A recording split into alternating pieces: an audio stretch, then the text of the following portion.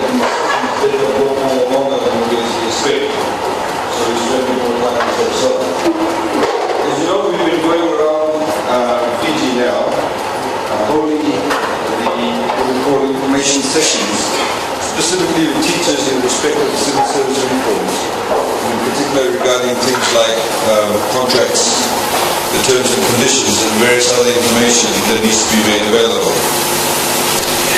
The format of these consultations, what we do is that I'll present you a very short slide in respect of some of the key issues.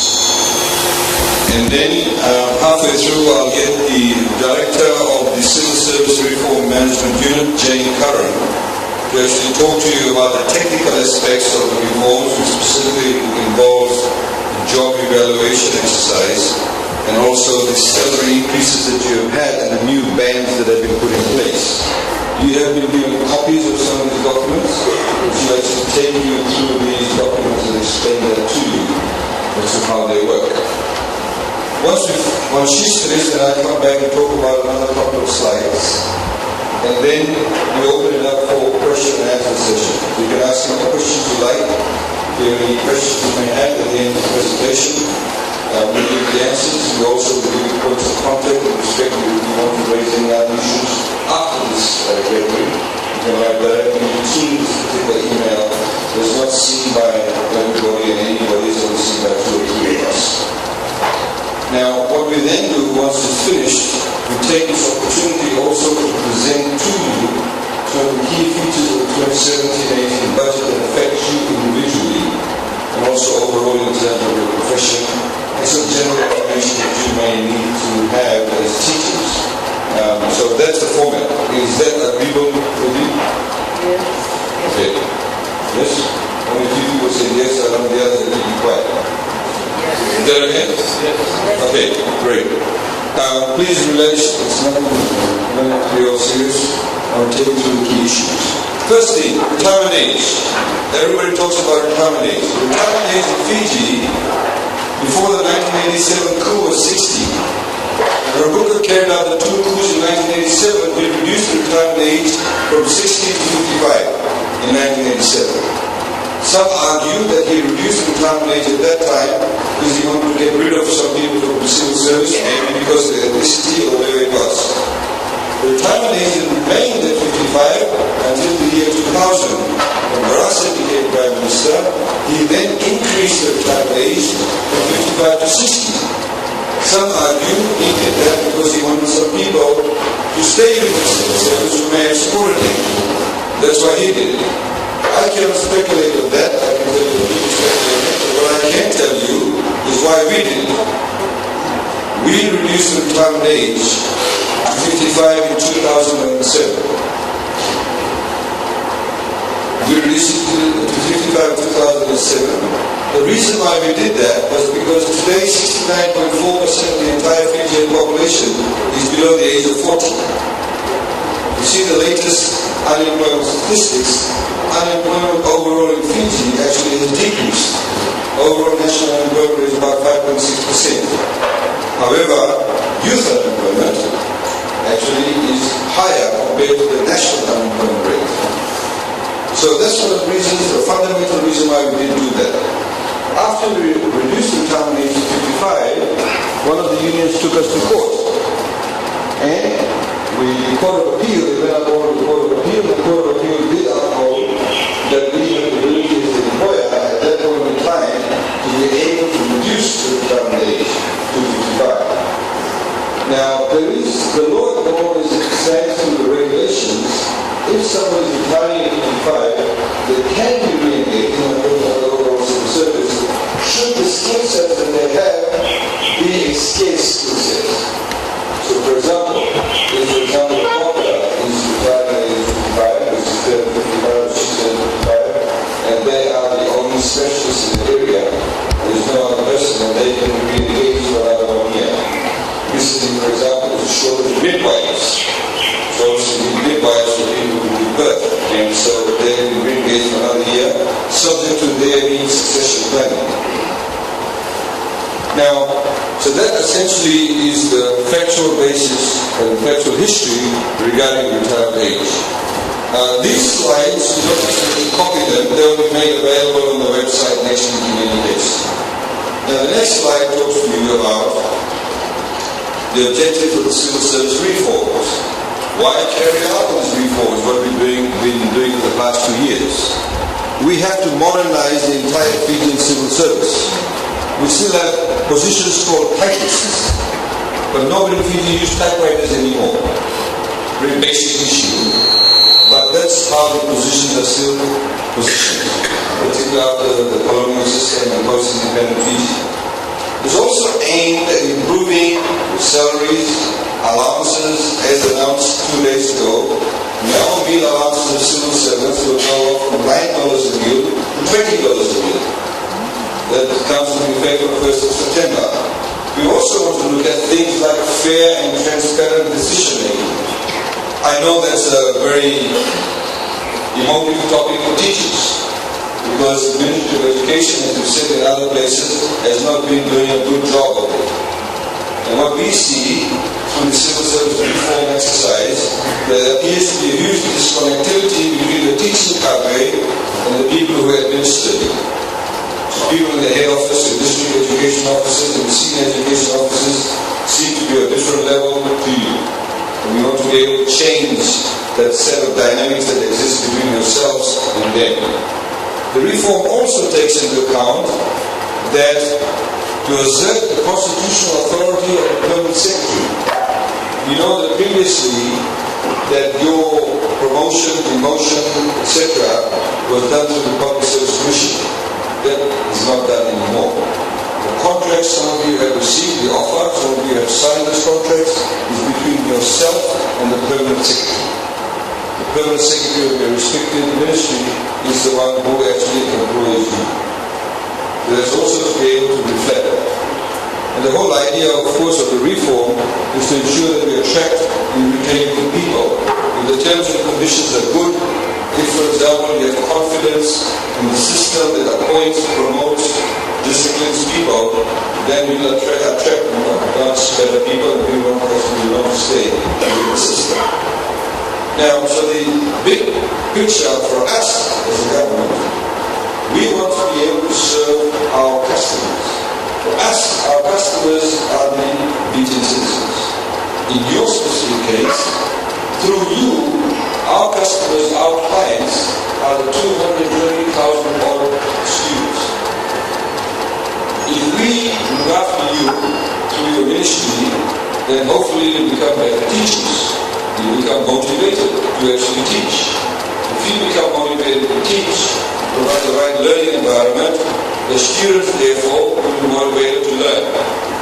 They become good learners, they become better citizens, and get a better job, etc. So please into that. We have this year in the budget allocated in excess of $900 million for the education sector. About $170 million, of course, includes the rebuild, but you see how much money is actually going to the sector itself. So therefore it's important to get the best outcomes from that. Next week. Now the OMRS, it was introduced in January 2016. I'll probably keep the slide in the The Ministry of Education actually wrote to the Civil Service Reform Management Unit, not wrote, but they actually made a representation to them to say, we do not want OMRS in our ministry. Nobody is an exception to the OMRS. Every ministry needs to have OMRS. Now, as a result of that, we said, no, you have to do it. We found that the officials in your head office, some of your education officers, had what we call passive resistance. They tried not to make the system work. Eventually then it started working because we actually enforced them to have work. So some of you may have been appointed under the OMRS system for the end of last year.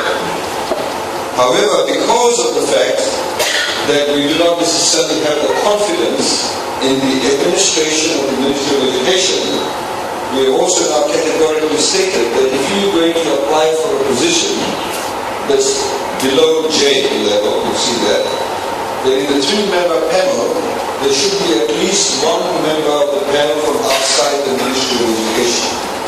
If you are going to apply for a position that is band J and above, one member should be from the Ministry of Education, one should be from outside the Ministry of Education, in other words another ministry, and the third person must be from outside the civil service altogether.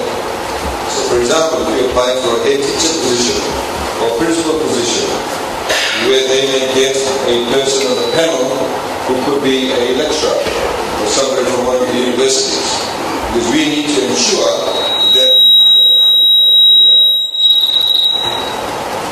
that the selection criteria is completely independent, and you feel confident that the person who has been selected, it could be you or could be your colleague, actually has been selected through you automatically. So that's what we have done, and that's what will actually take place. We also need to ensure that the people who sit on the panel need to be people who have actually been trained under the OMRS.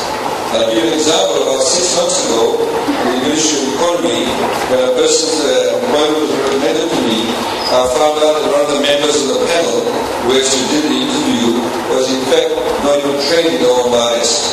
So we rejected the entire recommendation, and they had to go and redo it and have a person on the panel who actually had been trained. Because you need to maintain the integrity of the system. I have been told so many times by teachers, they said to me, oh, that person got the appointment or became the head teacher or vice principal because he's okay. Or they've got it because he's an official. Or they've got it because the guy who's in the head office, they used to be head teacher and deputy head teacher together, and now he's helping his friend.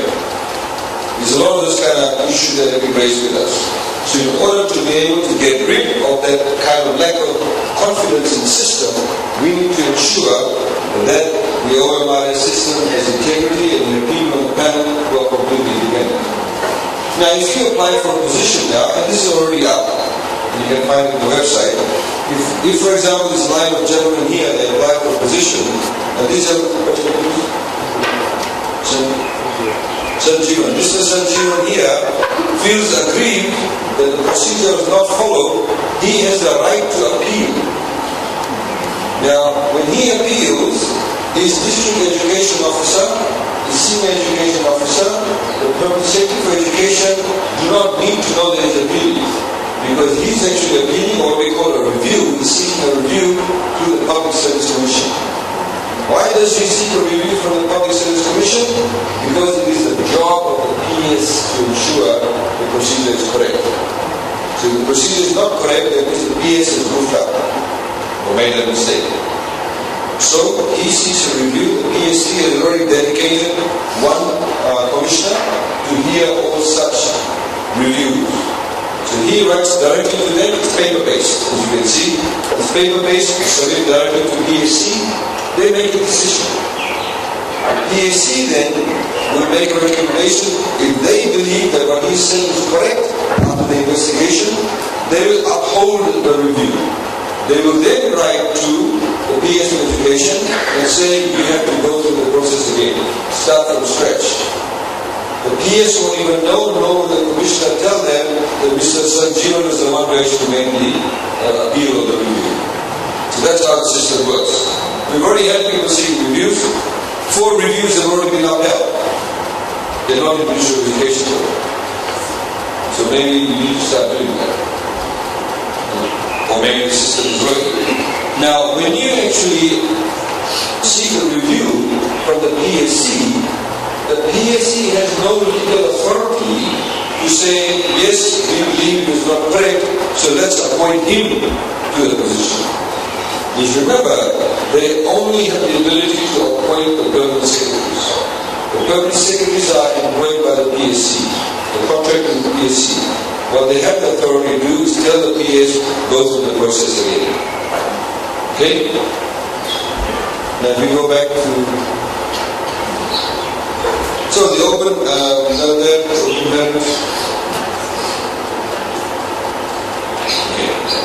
Now, as I said, the Ministry of Education, we've had issues with that. The Ministry of Education has not been, as we found out, necessarily good administrators. So the people, so the processes, and the systems. So, as I said, there's massive resistance. The CSRMU unit actually provided them more training, and now they've been engaged in very late implementation. So we'll see a lot more traction taking place after the Ministry of Education. So issues have been identified, they're being addressed, and they're also being discussed at the moment as we speak. Now, what will happen to your jobs? Wherever the salary increase in the new scheme, if the salary has increased by 15% or more, those positions will be advertised. If your salary increase has been less than 15%, that position won't be advertised. Now, if you see as we go through, some of the salary increases has increased by about 40 or 50%, some positions. They've gone up quite substantially. And many people have said to us, well, I'm the person there at the moment, why shouldn't I get it? But because there's been questions also about the manner in which House of people have been appointed, and because indeed it is a very large increase, we want to open up the field. There may be some very good people who have been bypassed in the system. We also have a way of thinking in the civil service. It's not only restricted to the Ministry of Education, that the more years you've been in the service, then you are the one entitled to the job. The junior you are, the less entitled you are to the job. But the reality is this: you could have a teacher who's been there for 10 years, and you could have a teacher who's been there for 6 years. The teacher who's been there for 6 years actually may be an excellent teacher. The teacher who's been there for 10 years may be spending half of the time in the road boat. There are some people like that. So why should that person actually have the first right of refusal, or have the first right to get that promotion? You find it not just in Ministry of Education, but other civil service positions too. There are some very young, bright people. I'll give you an example from the private sector. When you go to a bank, you may have a teller who's been there for 10 or 15 years. Now, then you also have people, for example, in the bank who deal in foreign exchange. They do trading. They're locked up in a room with a young graduate, 3-4 years, 5 years out, 3 years some of them, and they do trading for the bank, dealing in foreign exchange. When they make a mistake in one transaction, the bank can lose $500,000. When the teller makes a mistake, he may lose $5. So the level of responsibility also is very different. The reason I'm using this example is this. When I went to the Ministry of Education corporate workshop about 2 weeks ago, the senior education officer said to me, you should be getting paid more than the head teachers and the principals, because we are the ones who actually are monitoring them. So therefore we should get paid more than them. I said no. Because the level of responsibility, for example, a head teacher, assistant head teacher, or principal has, is far more than what you have. You simply come to work, but you come to work, you don't have anybody to supervise. You may be sitting at the desk and going through the figures and the tables and saying this school is doing well because of X, Y, Z. Whereas the head teacher or principal, when they come to school, or deputy head teacher, or even an HOD when they come to school, or other teachers generally, they may have 500 screaming kids. They may have kids who are taking drugs. They may have to deal with young kids. You may be in a school where the kids come to school by billy to make sure they come to school every day. So the level of responsibility and risk that a teacher or a principal or head teacher has is far more than a senior education officer sitting at his or her desk. Just because they're supervising you does not mean that they should get a higher salary. Most permanent secretaries at the moment are paid much higher than the ministers. It does not mean, therefore, the ministers cannot have policy decision-making powers. It's the level of responsibility. If there's financial mismanagement in the ministry, it's not the minister that's held accountable, it's the permanent secretary. He's the one who allows for the signatures on the checks. Ministers don't sign checks. Ministers don't approve payments. It's the permanent secretaries that approve payments. If your contract, something goes wrong, it's the permanent secretary that's held responsible, not the minister. I don't sign the contract. Your minister does not sign the contract. The permanent secretary does. So therefore, arguably, that's why the permanent secretaries are paid more. So it depends on the level of responsibility that you do have. And that's what the system actually acknowledges. Now, as I'm going back to the job advertisements, If the position is the salary increase is more than 15%, the jobs are advertised. You should have, those of you, some of you would have received acting letters by now. So some of you, for example, maybe a teacher, etc., or head teacher, you would have got a acting letter. Now, unfortunately, the ministry made a goof up. They actually put schools in it. They should not be putting schools in that. Correct, Jim? In the contract, they should not be putting the schools. The acting letter is there, but the contract should not have the names of the schools, because those positions will actually be advertised. So that there will be a retracting of that, and there will be a circular issue to that effect, and some variation to the contract to be able to allow that variation. Now, your acting appointment continues until the OMRS for that particular position is completed. So they'll have to advertise and to go through the selection. So we expect the first lot of conferment through the advertisements will be done by April. Until that time, you act. The second lot probably get appointed by August. So many of you will become very good actors. You'll be there for quite a long period of time. Okay? So unfortunately, again, the ministry has made a mistake where they're restricted into till the end of November, we've heard in some cases. And that's incorrect. You'll continue to get paid your salary through the holidays until such time as a new position is made. And those of you who are acting, you will be paid 95% of the new salary. Okay? As you know, under the general orders, you get 95% whatever salary is applicable. Now, so that's there up on the screen. First of advertisement in October, take up duty in April 2018. Now, knowing some of the previous issues in the Ministry of Education, we have to make sure, so the Ministry of Education is a bit slow, so we want to ensure though, it may take a bit longer, we want to make sure that the process is actually transparent and fair. And it's one of those ministries where the CSRMU will actually have an oversight over what's happening in the Ministry of Education. There's one particular agency through the Ministry of Economy that I was not necessarily happy about in the appointment, so I got the CSRMU to actually vet everything that they sent out to us as far as the HR side of things were concerned. So that will happen also in the ministry. Next, please. Okay, as you know, the ministry set up an internal staff discipline board some time back. When we came to know about it, we immediately disbanded it because it was unconstitutional. And as you know, there's a bit of publicity around it.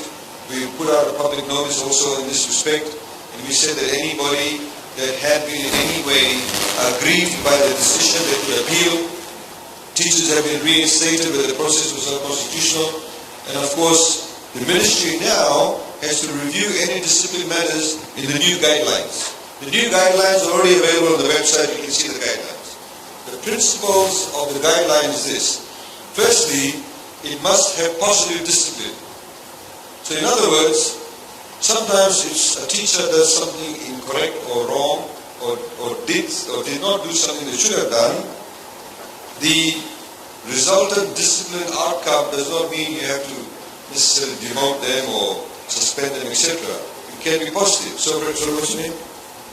So Mr. Sunil here, assuming he doubles up as a counselor, many teachers actually double up as counselors. If Mr. Sunil in his role as counselor did something that the student was not happy about, or the parent was not happy about, and there are lots of complaints, and the ministry did find out that yes, he did something that he should not have done, in terms of the procedure or whatever. Now, he may actually have done that because he's not trained to be a counselor, but he has a passion to be a counselor.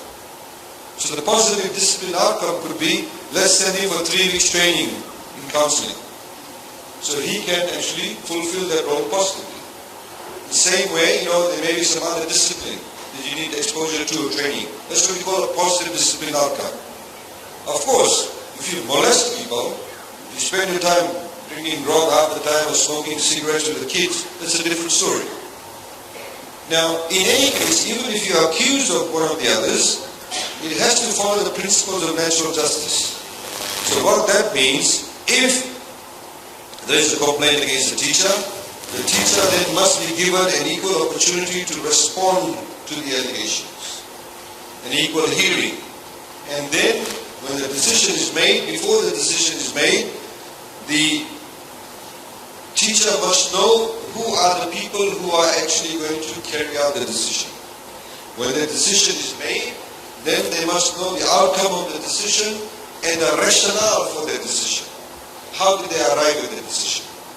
You, of course, can appeal the decision, if you like, if you believe the decision is not correct. So all those checks and balances have been put in place in the new system. Of course, we look forward to your input in that if you have any issues regarding training. So the other point that I want to make is that under the new system, you will now all have what they call 7 student-free days. Okay? Now, what that is, it's a practice in 7 student-free days in Australia, New Zealand, and other places. At the moment, what happens to you, you get a circular saying, in 2 weeks' time we've got training for you. Come to Lancaster College, or go wherever. You get that. All the students, all the teachers face that throughout Fiji. Or in 1 month's time you've got some training coming up. All of you have to attend that on a Saturday. What we have said to the Ministry of Education, at the beginning of next year, they have to tell you exactly when it will be done. And the 7 days will not be during the middle of the term. It will be in the holidays. So 3 days prior to term 1, 2 days prior to term 2, and prior to term 3. So you can map out your year. So they'll say 3 days training prior to term 1 will be on this day, so you know exactly what to do. You know exactly what the training will be about. Then 2 days in the 2 terms. So it's not disruptive to your personal life, to your professional life. So it gives everybody clarity. Because we sometimes get the sense that somebody wakes up in the Ministry of Education one day in the head office and say, okay, let's give these guys in Lancaster some training. Right? It should be mapped out beforehand. This is what we call administrative planning. So it's for professional development activities at the school and district level, and the Ministry is to confirm the program for the next year. This is done, of course, in various other countries that have good educational systems, Finland, New Zealand, Australia. It also helps you focus on the professional development as opposed to doing it on the weekends or the weekdays. Somebody's daughter may be getting married, they have planned it 6 months ago. But then they say, okay, you've got to turn up on that day for training. These are the very practical issues. And of course, if you feel that you have been given that level of respect as a professional teacher, then of course you want to contribute more. But if the administration is a pain in the butt to you, then obviously you won't want to contribute. Okay? I'm telling you how you've got to people actually say. Now, contracts. Now the contracts are for 5 years. The law says that all civil service contracts can be up to 5 years. What we have said for teachers and nurses, the contracts will be for 5 years. And the other point about the contract is, upon the expiry of the contract, you have an automatic right of renewal because of the peculiar profession you are in. Teachers and nurses specifically. Not for, say, some economist sitting in the Ministry of Economy. Because you're a different cadre of professionals. Now, some of you may have got a contract at this point in time that may be there for 2 years. I know some people say we've got a contract for 2 years. The only reason why they've done that is because we cannot have all the teachers having their contracts expiring at the same time. We'll have chaos. Imagine all the teachers in Fiji all expiring on the same day. So this is why that states that. But as soon as, even if it's for 2 years or 3 years, as soon as that expires, it's given for 5 years. Okay, so please understand that. The reason why some of you may have a lesser amount, because that's initially to configure the administrative side of running the civil service contracts or the teacher contracts. Automatic right of renewal for 5 years. And we stated that quite categorically.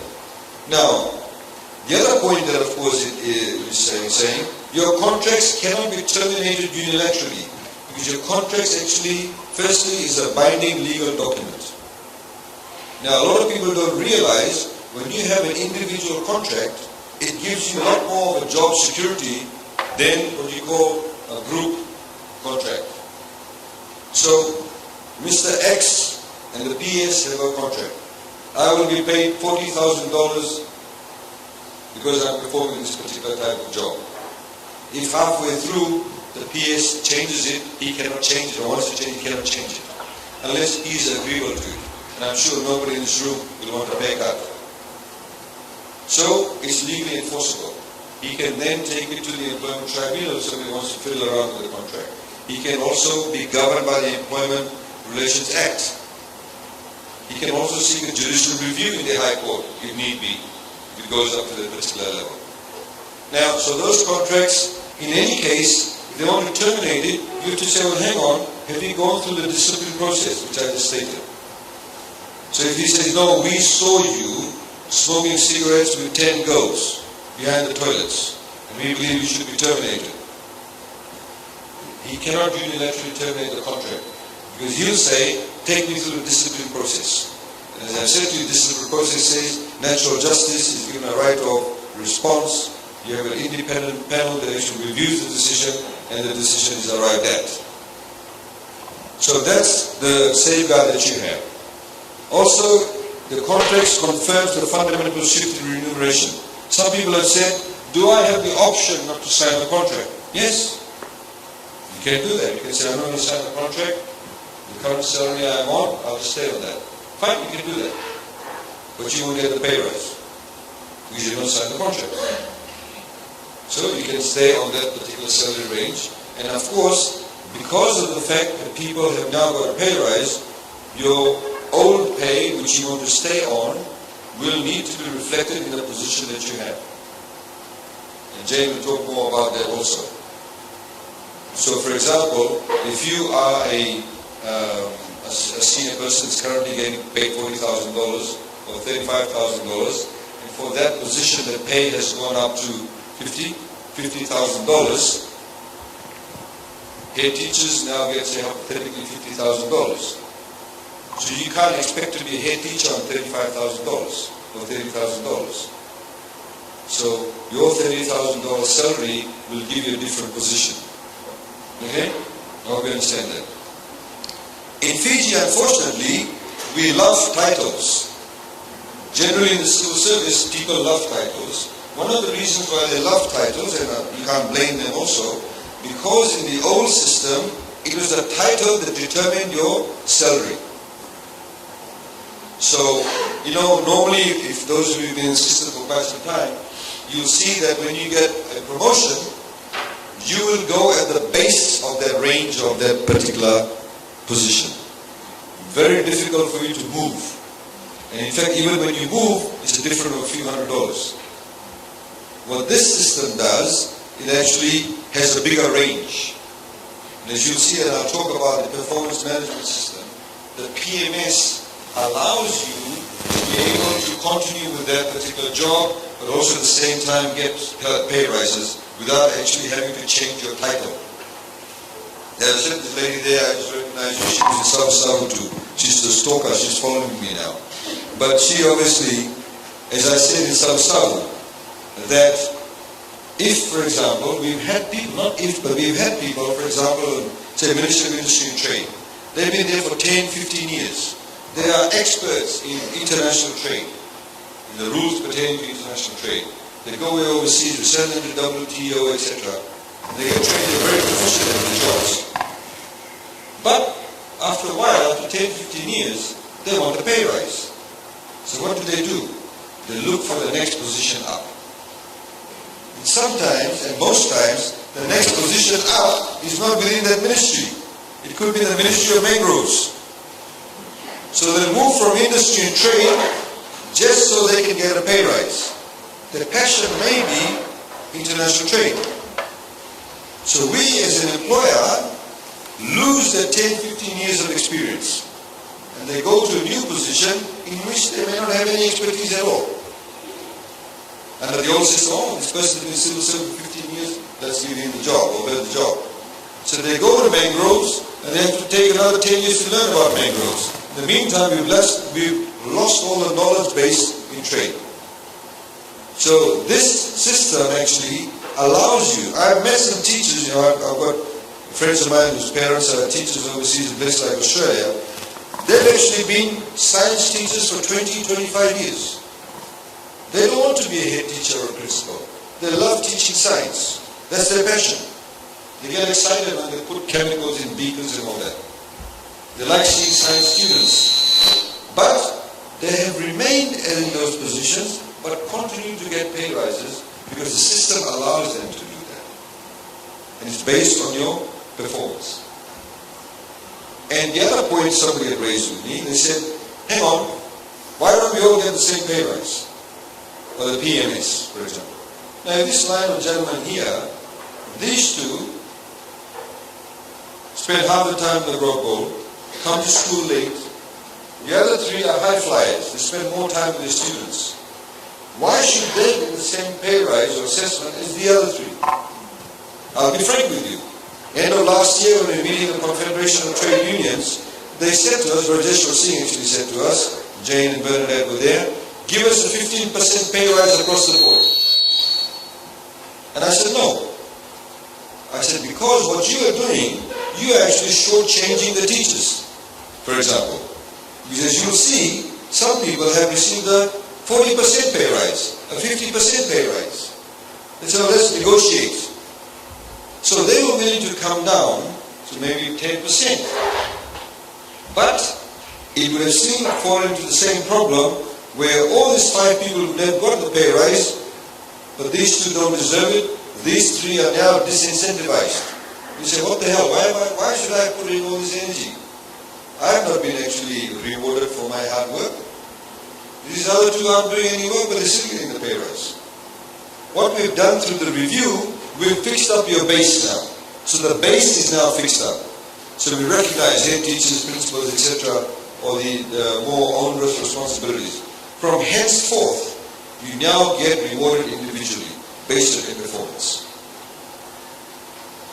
Now, the other thing that I was quite astounded to read, I think the Fijian Teachers Association had the annual general meeting in Suva, I think it was Yatsen School, where one of the officials of that particular union said that if you have contracts, you won't be able to get bank loans. What utter nonsense. And if you see the newspaper article the next day, the CEO of ANZ, Red Bank and all the other banks came out and said it does not affect your ability to get bank loans. Before I had this job, I worked in the private sector. I had a 3-year contract.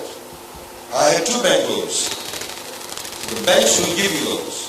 So it's utter nonsense to say, just because you're in a contract, that you won't get a bank loan. If you go outside this room and talk to everybody who's employed by banks and other private organizations, nobody has a job for life. They all have contracts. But they all still get bank loans. Probably more than the teachers. Because you need to be able to utilize that contract. People will give you the bank loans. Okay, sorry, just one other point. Even prior to this job evaluation, already 70% of the civil servants were on contracts in any case. Next, please. Now, again, I've highlighted this about the contracts, how the ministry staff did a number of things that actually was incorrect. And I've talked about the contracts. The contracts, you have automatic renewal. No school-based positions advertised. The performance is acceptable. So all of you will get automatically your contracts renewed.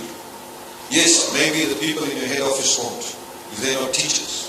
They're administrators. So different skill sets are required.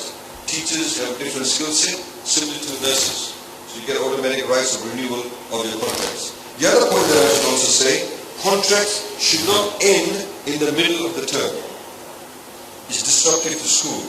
Similarly, those of you who are about to retire, you should not actually leave the school in the middle of the term. So they should take your contracts up to the end of the term. Right? So if, for example, if I'm turning 55, my birthday is in September, I shouldn't leave school then. The Ministry of Education, the HR people need to ensure I stay till the end of the term. And only then you retire. So what if you're serving a few more months, more than you being over 55? That's okay. But we cannot have the school disrupted in the middle of the term. Okay? Next, please.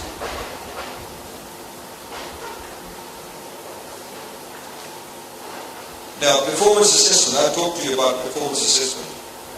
I had one teacher asked me, he said, will our performance assessment be based on the percentage of pass for your class? No, it won't be. This won't be the only criteria. Your assessment can be based on numerous other factors. We have not finalized it, as it says there. We're carrying that out. The PMS system will actually be finalized by the end of 2017. So it becomes applicable from next year. Once it's finalized, it will be published. So you will know exactly what you are being assessed against. So there are some schools where they may have, a very low pass rate. They may come from a low socioeconomic background. Like I said, I was up in the hills in Navosa some months back. The school in Nomoli village. It's in the middle of the river. It's on an island. The kids have a lot of difficulties to get to the school. That's a challenge in its own self. You may be able to lift up some students to just pass. There may be literacy and numeracy skill sets. They still have schools today in Fiji where class 7, class 8 students can't even write a full English sentence well. So there will be a number of factors that we'll look at in terms of your performance. There may be a school that may have a high level of drug usage or recalcitrance or teenage pregnancy, whatever the case is. So the different determinants to assess how you're performing both as a school and as an individual teacher. So that will be finalized. Once it's finalized, it will be published. So you will know exactly how you're being assessed at the end of the year, next year. Now, if you are not necessarily happy with the assessment, you also have a right of appeal. I know, for example, in the Solicitor General's office at the moment, when they do the assessment under the new scheme, if you are a senior lawyer, the junior lawyer who reports to you also assesses you. How do you do as a boss? Then the person who sits above you, they also see how you're doing as a subordinate. So various ways of assessing it. So it needs to be completely independent. So there's also avenues of appeal.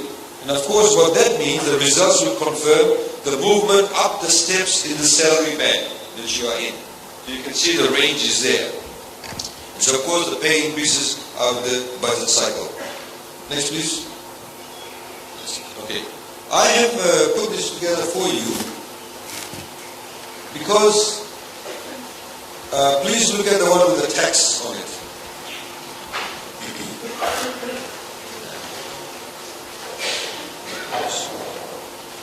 Now, those of you who are currently on ED 8809 Band D, your salary is $20,250. You pay a tax at $16,000 threshold of $295. Sorry, my eyes aren't very good. $295.10. So your net pay is $19,933. You have now received a pay increase from $20,250 to $22,567. Okay? If the income tax threshold was $16,000, as it was prior to the budget, you pay a tax of $522. Therefore, your net increase in terms of take-home pay is $2,111. But you now no longer pay tax because of the budget announcement. Because those people who earn less than $30,000 no longer have to pay tax. So, apart from this increase in salary from $20,000 to $22,000, your net take-home pay has increased by $2,600. You no longer pay this tax year or this tax year. So the net take-home pay is increased by $2,600. Now, those of you who earn more than $30,000, don't worry, you also pay less tax. Because the way the taxation system works, just because you increase the tax threshold now to $30,000, it does not mean there will be a huge jump. Even those people above $30,000 have also received a tax cut. It works up all the way through. Let me give you an example. A person, for example, who's currently earning $42,691. This is for ED1D05. At $42,600, they pay tax, income tax threshold of $16,000, tax of $4,000, net home pay is $38,000. With the pay rise, the person on $42,000 will now get paid $67,000. That's the pay rise. Because high level of responsibility has been recognized now. So they now get $67,000. If the income tax threshold was still at $16,000, their take-home pay was $58,000. In other words, they have an overall increase of $20,000. But now, because the tax rate for them has also gone down, the entire take-home pay has increased a whopping $22,000 for them. Because instead of paying tax of $9,000, they're paying tax of $7,000. So that's the level of difference that the tax cuts also make. So when you look at, you say, okay, how much has necessarily gone up by? Don't just look at that. You need to also look at what impact the income tax reduction has actually had on your overall take-home pay in your pocket. So you need to know that.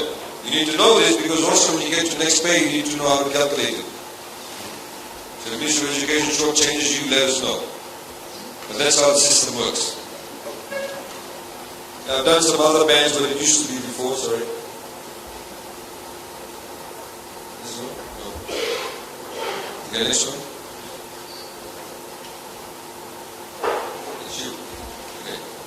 Now, I'd like to hand over the mic to Jane. Jane Curran comes to us from Australia. Jane first came to Fiji, or to the attention of the civil service, was when, before the 2014 elections, in 2013, 2012, we said when we set up the elections office, it needs to be very professional. Those of you who've been in the system for quite some time know that what used to be called the Supervisor Elections Office previously was never a permanent body. Just before elections, they would second people from the different ministries, build up the cadre, conduct the elections. After the elections, then everybody went back. But to be compliant with international standards of independent electoral offices, you have to have a permanent staff. So the elections office actually had no HR system. So Jane Curran was supplied to us, came through us, through the Department of Foreign Affairs and Trade of Australia. She did a fantastic job. Today, the elections office has how many staff? The permanent staff, about 67 odd staff. They're permanent staff of the elections office. She set them up. So after she did that, then we asked Jane to also carry out the civil service reform initiative for us. She's been here since then, and she's done a fantastic job under very trying conditions. Before she speaks, please put your hands together for Jane, please. Thank you, Jane. Thank you, sir. Good afternoon, everybody. So my part of the session this afternoon is the technical side of the job evaluation. So we'll start with a little bit of the issues that we faced with the ministry in trying to group the schools in a suitable way for the new bands. And then I'll talk you through what the factors are that we consider when we evaluate the jobs. And then I'll go through how the salary bands themselves were constructed, because they're two sides of the same coin. And then I'll go through a little bit more detail around the contracting and the acting and how that works and what it means to be acting until the position is advertised. And then I'll hand back to the Minister and he'll finish off the presentation. Okay? So we'll start with the issues that we faced with the Ministry. So, as you all know, education was previously on about 29 different salary scales, all those different ED scales. And we started talking to the Ministry back at the beginning of the year about how we would group schools differently, because we knew that we would be moving on to broad bands. We didn't know how many at that stage. But we knew that it would be far fewer than what you have at the moment. So we would ask a question, we would get some information, we would start to work with it, then we would realise that perhaps they hadn't understood the question, so we would ask a different question, we would get some more information, and so on for quite a long period of time, even right up until the last list was released, and we realised that it still wasn't quite right because the Ministry still wasn't giving us accurate information. It has been sorted out now. We have got a nice little table that shows us of all of the different schools and the types of enrolment and how that relates to the teachers, and that's really what we needed 6 months ago, but we finally got it. And the bands have been defined for those positions. We did another evaluation on assistant head teachers and vice principals and the education officers, because the structure for them is quite different, because they're now not based on the student role of the school. They all end up in the same relative bands, and I'll go through that in some detail later. The district officers particularly, as the Minister mentioned, they really feel, so education officer, senior education officer particularly feel that they've been demoted. Okay? We say you haven't been demoted, the schools have actually been moved further up based on the level of responsibility that's required in those jobs. And you'll see when we go through the factors how those results would have come about for those different jobs.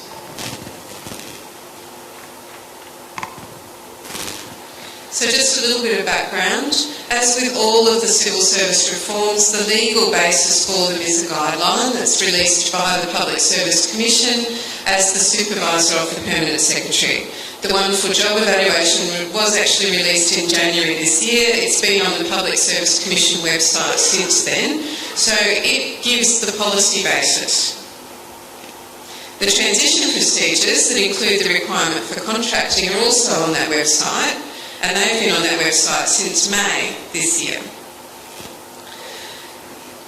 We have to point out that it is a fundamental change in terms of policy, and that's why it's not just about a simple pay increase, and it's not just about the salary bands either.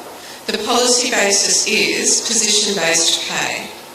So the whole basis for job evaluation is that you evaluate the job, you determine the relative worth of the job, and then the person gets paid based on the job that they do, not based on the qualifications that they hold or the experience that they have. The person and the job are evaluated quite separately.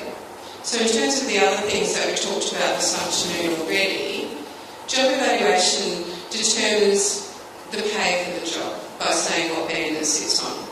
Open merit recruitment selection is the method by which we select you to sit in the job.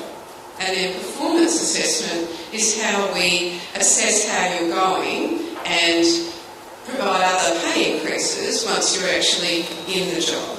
So they're quite separate activities that happen to you in the life of your employment. Okay. The job evaluation is more about the job. Job evaluation is based on a couple of very key principles that's important to think about when we go through the factors. The first one is it's based on the assumption that when the person occupies the job, they will be competent. So when we evaluate the job, we don't evaluate it for what they might do wrong, because we assume that they will do it right. That's how we set the band for the job.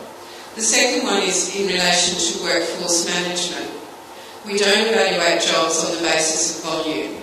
We assume again that the organisation, the ministry or the civil service has fairly distributed the work and that it is evenly distributed across all jobs. We know that that is actually not the case. We understand that, but it can't be addressed through job evaluation.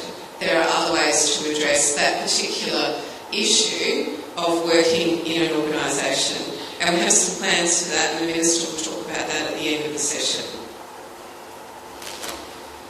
So when we talk about position-based pay and jobs being evaluated on the basis of factors, I'm going to go through for you the 10 factors that are used in this particular methodology.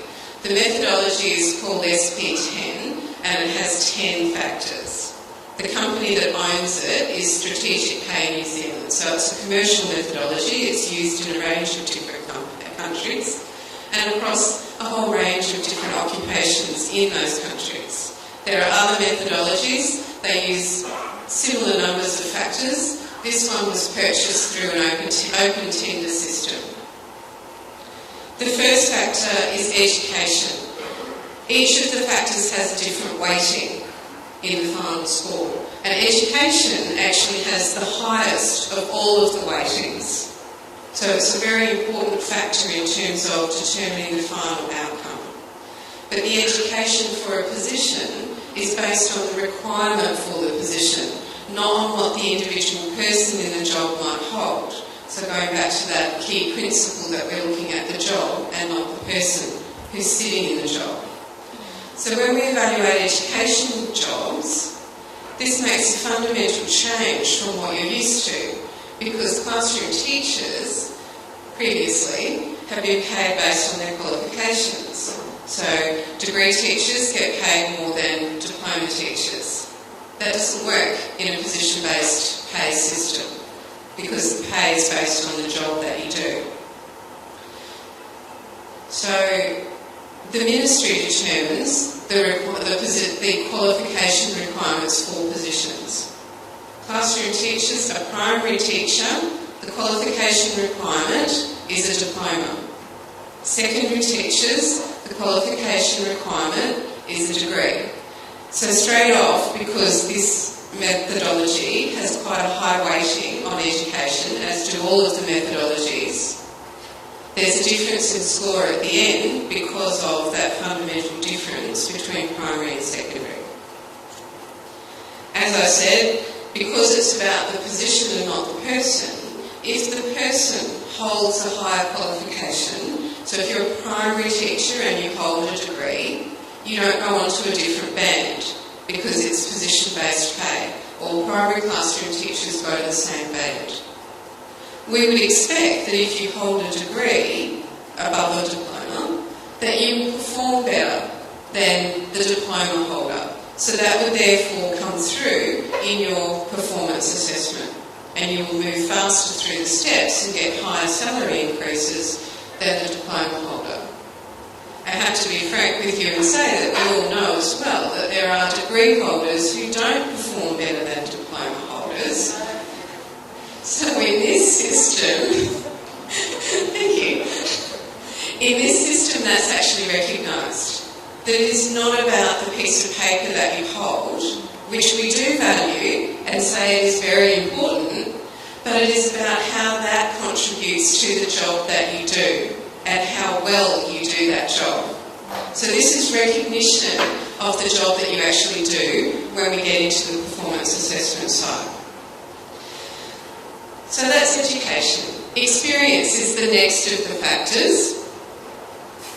As with education, it's not about the person who sits in the job. I did notice when I looked through the hundreds of job evaluation questionnaires that came into the office, that is pretty much what people filled out on the form, because I had primary classroom teachers with anything from 3 years of experience to 20. So when we evaluate the job though, we look at what is the requirement.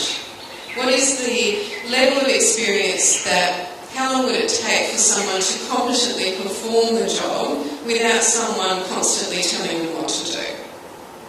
So in teaching, for example, it's 3 to 4 years. For a receptionist or a driver, it might be 3 to 6 months. And there are obviously different scores attached to that. The next one is complexity. This is about the level of predictability of the job. Some jobs are highly predictable. The person goes to work, they do exactly the same thing all day, every day, they know exactly what to expect, nothing changes. Other jobs, I can see some of you thinking, oh, that sounds good. No? Some jobs, maybe like yours, okay, you come to work and you don't know what to expect. It's a new adventure every day, so it's a very unpredictable job. You know where you're headed, you have a curriculum, you have a syllabus, you know where you're supposed to be at the end of the year, but how you get there is very unpredictable. So obviously there are different scores for that as well. So the more predictable the job, the lower the score. The next one is scope. You can see how they start to link together, I think. If you have a higher degree of education experience, then you would have a lower degree of predictability expected in the job. Scope is about the breadth of control of staff and resources. So how much control do you have over the resources that come into your job?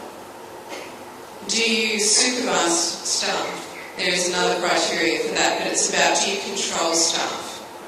Okay. The actual number of staff is in another factor.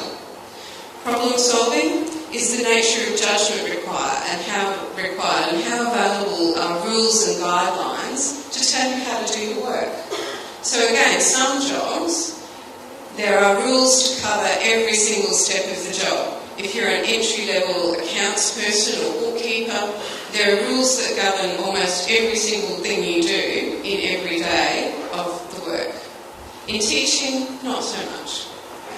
You have a lot more flexibility in the way you carry out your roles in order to meet the different needs of your students.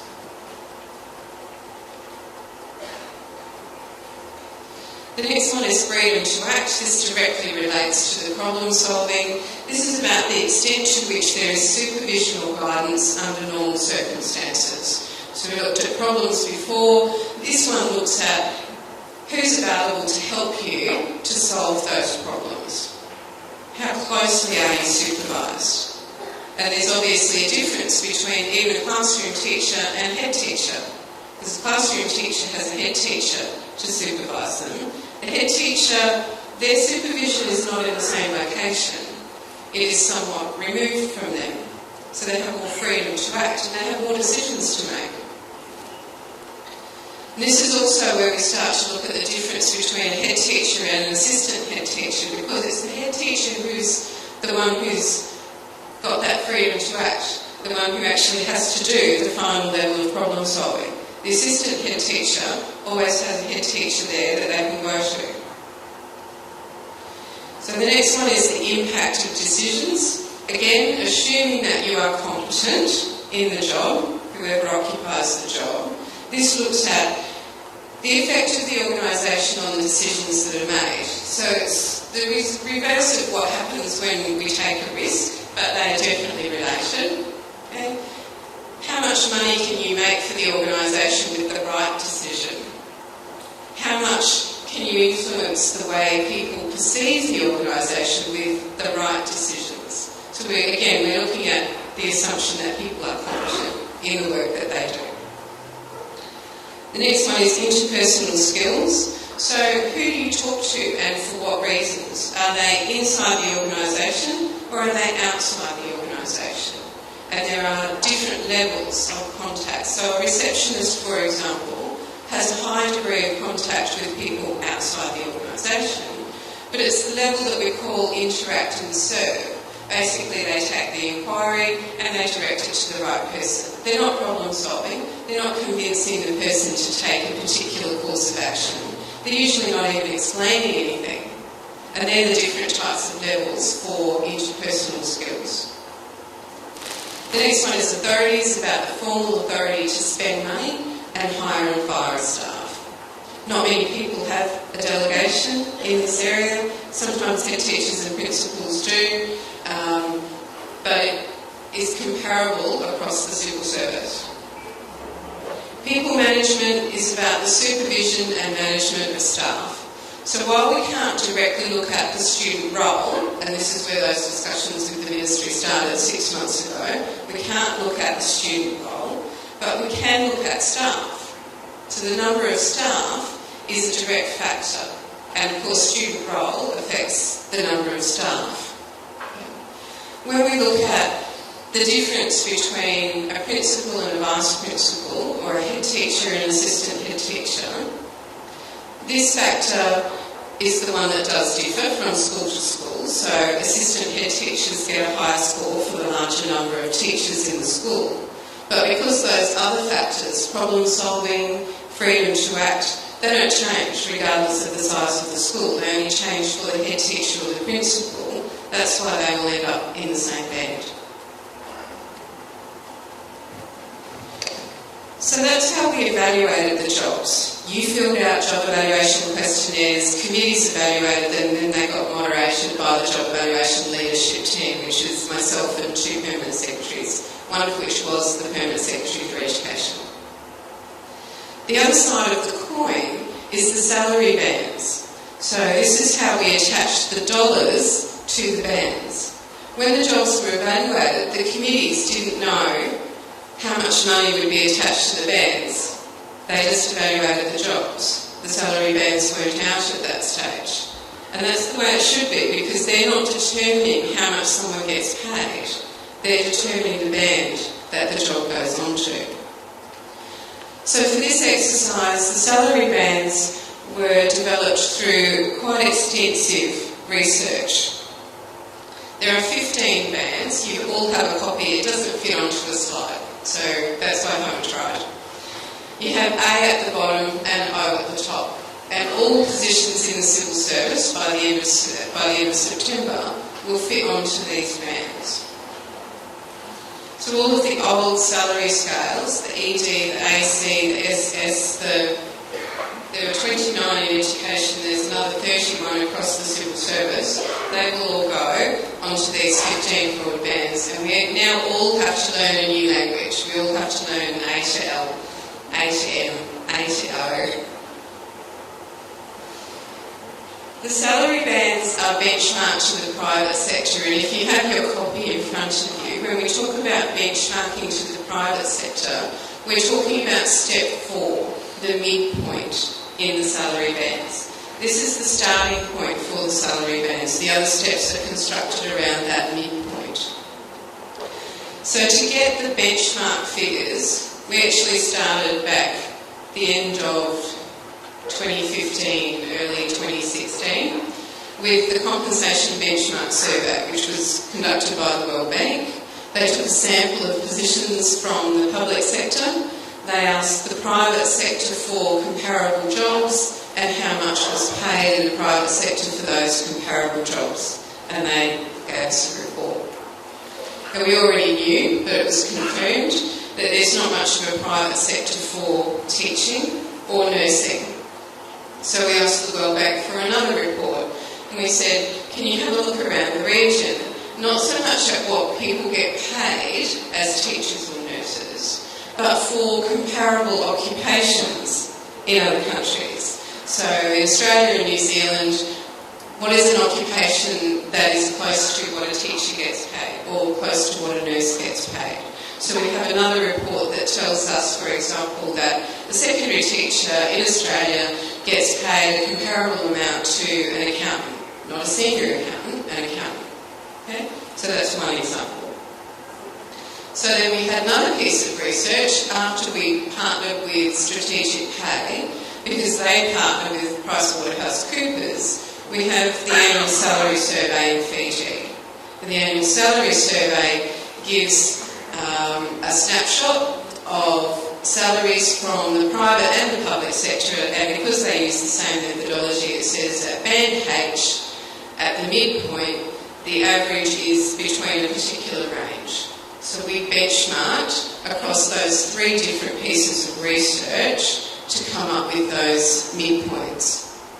Cabinet had made a decision last year that the benchmarking would be to 75% of the private sector.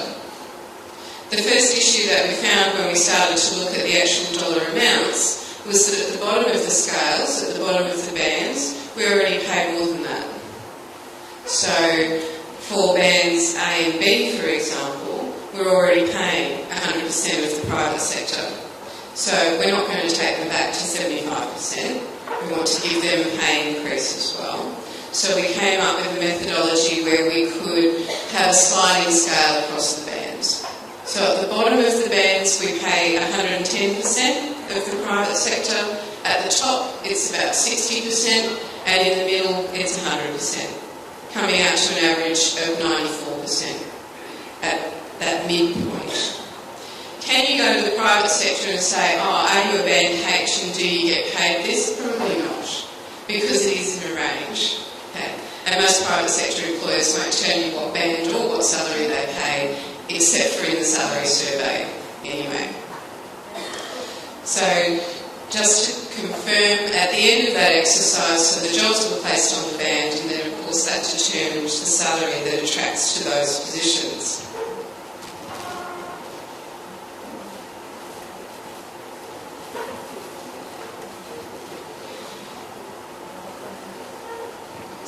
education, because it's so complex, moving you from the old 29 of those old scales to the broader bands, we did up the snapshot.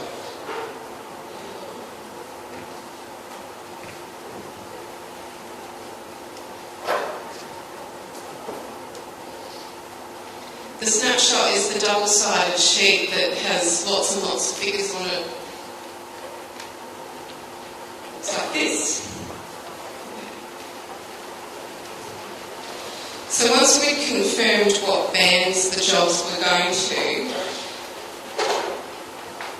we started to look at how we would map them from your old scales into these new scales. I should leave that there.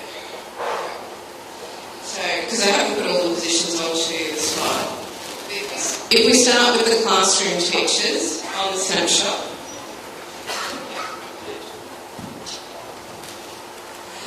primary teachers are on band E.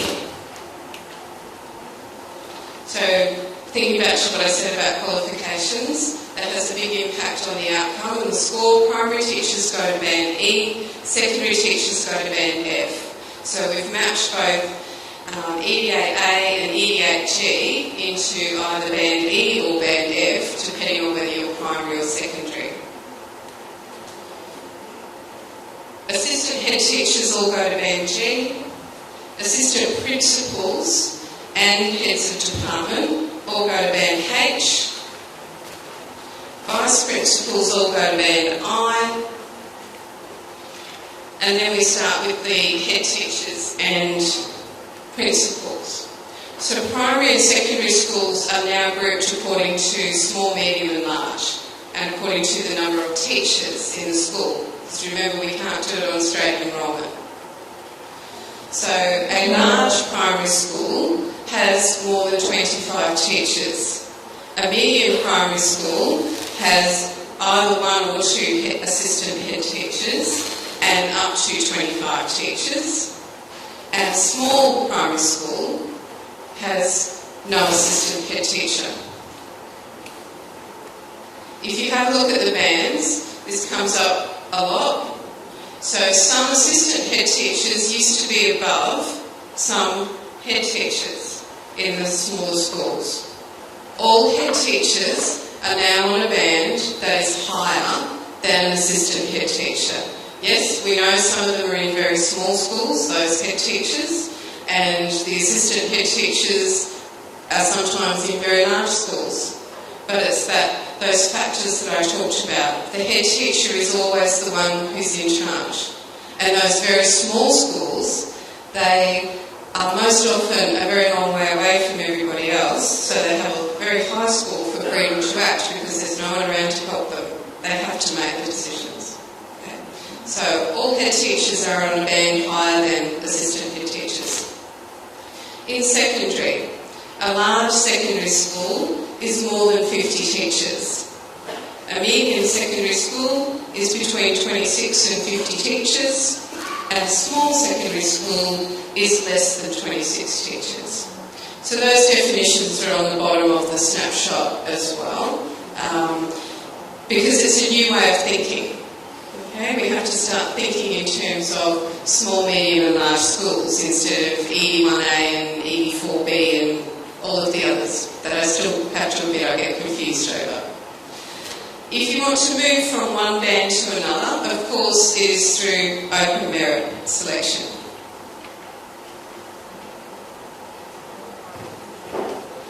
So that's how the schools got onto the bands. Once you know where your school went, what size it is, so what band the position is, you as a person were allocated a step on the band that gave the maximum increase of up to 15%. There was nothing else to it. It's the step on the band that gives the maximum increase of up to 15%. If we found that there was no step on the band that gave a step of up to 15%, that's where we started to say, okay, these are the positions that have to be advertised. And they're quite clearly marked on those sheets. They have the old salary scale and then in brackets redeploy or act beside it, indicating that the increase is more than 15%. And then in the columns off to the right-hand side, it will show you the band that will be allocated for your contract. It's normally 1 or 2 bands back, depending on whether you're primary or secondary, because it had to be a position that actually existed for the sector. So when you receive your contract, if you're in one of those positions, it will say that band. Okay? Contract is your safety net. It is government's commitment that you will have a job if you don't win your current job through the open merit process.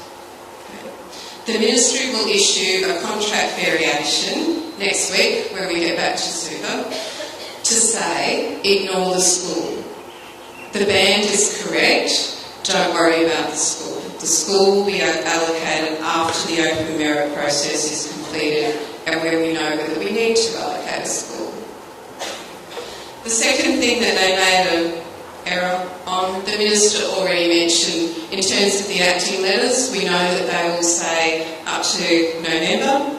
They should say up to the point at which the open merit is completed. And we know that that will either be April or April or August, depending on whether it's a big school. The bigger schools will be advertised first. They'll be completed for take-up in April, and the smaller schools will be completed for take-up in August. So if you're in a small school, you'll get a new acting letter that says that it's through till August next year. If you're in a larger school, you'll get a letter saying that it's through till April next year. And yes, that will continue over the holidays.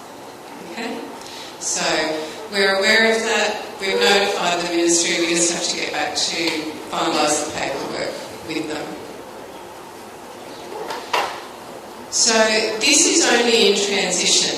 Okay? So this is how you got to the step that you're at in transition. Movement to other steps in the band will be based on performance after the performance assessment comes in.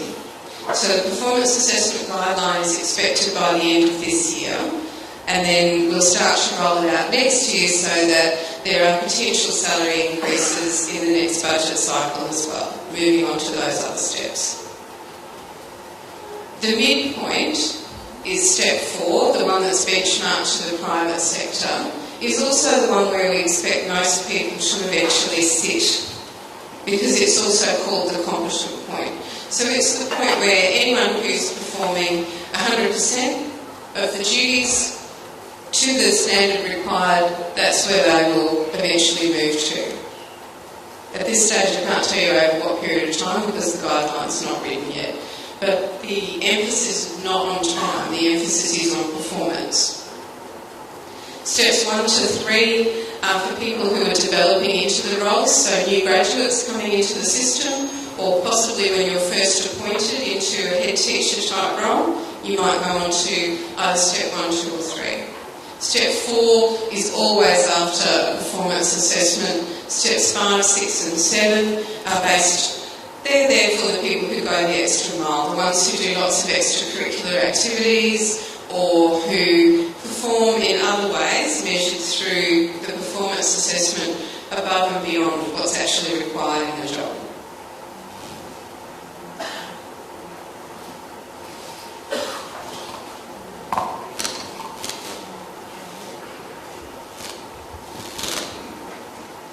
My pages are falling apart, sorry. I think I've covered most of this already, so we don't need to go through this again. If you have questions about your individual contract, if you're not sure about what they've given you, when the Minister starts to go through the budget address, I'll be outside and I'm able to answer individual questions for you, either by explaining it or by taking down the details and go back to the Ministry to try and figure it out. Okay.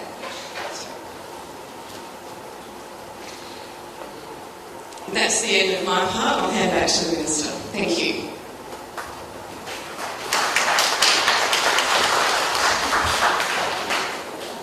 Thank you, Jane. As I mentioned earlier on, that the Ministry in the administrative side of the ministry is quite outdated. In fact, the structures themselves have probably been there since the colonial times of post-independent Fiji. It's quite bureaucratic also. The Permanent Secretary has also now agreed that we will review the way that the headquarters is structured, review the district education office service provision, and of course the senior education officer level, and how they will be structured. So the review is actually going to commence in September of this year. It's been funded by the Australians. You get some experts to look at that. They'll also come around and talk to you in respect of your feedback regarding these people. Please be very frank and honest. And also we need to modernize the administrative arm of the Ministry of Education. The other review that's also taking place, which will commence at the end of 2017, I'm sure all of you in this room will agree that the teacher-student ratio needs to improve quite significantly. We have over the past couple of years, every year, have increased the actual number of teachers in Fiji, the positions. Primary school and also high school, obviously there's not enough. So the review needs to be carried out. We also have found, for example, there are certain schools that actually have, say, 2 head teachers, but other schools that are bigger than them actually have only 1 head teacher. So there's a certain number of inconsistencies. So we need to have a formula, we need a structure as to how these sorts of positions are distributed amongst the different schools. So that's actually going to take place before the year 2017, is supported by the World Bank. So looking at the optimum class sizes that we're going to have. And, you know, Jane talked about the small, medium, and large schools. We've also discovered that we also have extra large schools. A school like Ushiku has 1,600 students. So does a super large school, extra large school, require 3 head teachers? We don't know that. So this is what this review is about, as to how it should all be structured. Next, please. Now we've done this. We've done that. Now, the CSR review regularly conducts information sessions. So you wait for once for the announcement of FEMIS and the other papers. We also, once we have the OMRS up and running, you may, as an applicant, want to say, well, I know there's a number of teachers competing. I want to be able to do well in my interview. So you say, well, I want to write up a good CV. Or I want to know how I should perform in an interview. We actually provide training for you through the Ministry of Civil Service. As I said to you, the CSRMU, or the Civil Service Uniform Management Unit, sits within the Ministry of Economy, but the Ministry of Civil Service is the ministry responsible to provide the upskilling for you as in the civil service. So the OMRS system, if you want that type of training, that's also available. We also provide other types of training that you may require for you to grow. In your student-free days, you may decide, all of you may get together in a basket and say, look, we actually want to, in our student-free days, one day, have a session on a particular aspect, whether it's CV writing, whether it's actually interview skills. So you can request that, and that can also be provided to you. Next, please. Now, that's the end of the presentation of the slideshow. Please take down this email address. Like I said, csrmu.inquiries@gmail.com. If you have any issues you want to raise after this, any individual issue you want to raise, any inquiries you may have, you may feel a bit embarrassed now to do so, please don't do so in the email. You can write freely. Like I said, the email actually will be accessed only by 2 or 3 people, that includes the 3 of us here in this room. So you can feel free to do that at any point in time. What we'll do now, ladies and gentlemen, is we will now open up the floor for any questions you may have. If you have any individual issues yourself, we'd rather that you can take that offline with Jane. She'll be outside when I do the quick presentation, and you can talk to her directly in that respect. Or like I said, alternatively, if you wish to want to raise it via email, you can do so on that email address. Okay, I hope that provides a lot of clarity on many of the issues that we know is outstanding, and so there's a lot of misinformation about things too. You'll open up the floor, just quickly introduce yourself, and then you can ask a question either of me or Jane. Thank you. I think there's somebody going around with the mic. Bernie's got the mic. Please put your hands up if you want to ask a question, or hand up.